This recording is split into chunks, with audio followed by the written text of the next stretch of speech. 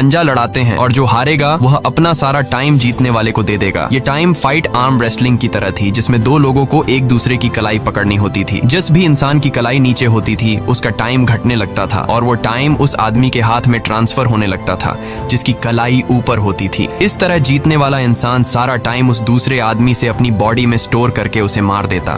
Fortis उस आदमी से कहता है, क्या तुम इसके लिए तैयार हो? इस पर उस अमीर आदमी ने कहा कि मैंने बहुत ज्यादा ड्रिंक की हुई है, इसलिए मुझे कुछ टाइम चाहिए, उसके बाद मैं तुम्हारे चैलेंज के लिए तैयार हूँ। फोर्टिस कहता है कि ठीक है, ये तुम्हारी आखिरी ख्वाहिश है, जाओ, मैं तुम्हें तैयार होने के लिए कुछ मिनट देता हूँ। फोर्टिस उसके साथ अपना एक आदमी भी भेज देता है ताकि यह भाग न सके। वो अमीर आदमी बाथरूम में आकर बहुत ज्यादा उल्टियां करने लग जाता है क्योंकि उसे काफी चढ़ गई थी। इसलिए अगर वो इस हालत में फोर्टिस से पंजा लड़ता तो इस अमीर आदमी का हारना कंफर्म था। तभी विल वहां पर आ जाता है। वो फोर्टिस के आदमी को मारकर उस अमीर आदमी को अपने साथ उस जगह से बाहर निकाल लेता है और उसे फोर्टिस से बचाकर एक सेफ जगह पे ले आया। विल ने उस अमीर आदमी से कहा कि मैंने तुमसे कहा भी कि तुम्हारी जान को खतरा है, तुम जानबूझकर अपना टाइम क्यों बर्बाद कर रहे हो? वो आदमी विल को अपना नाम हेनरी बताता है और वो विल से पूछता है कि तुम्हारी उम्र कितनी है? विल ने बताया 28 साल। हेनरी ने कहा, मेरी उम्र 105 साल है और अब मैं जिंदगी से थक चुका हूँ। मैंने अपनी लाइफ में हर एक चीज का मजा लिया है और अब मुझे इस जिंदगी की जरूरत नहीं है, मैं जीना नहीं चाहता। ये सुनकर विल ने हैरानी से पूछा, आखिर तुम कहना क्या चाहते हो? इस पर हेनरी ने कहा, लगता है तुम अब तक हकीकत से अनजान हो। क्या तुमने कभी सोचा है कि इस दुनिया में अलग अलग टाइम जोन्स क्यों बनाए गए हैं? आखिर क्यों तुम्हारे टाइम जोन गेटो में किसी भी वक्त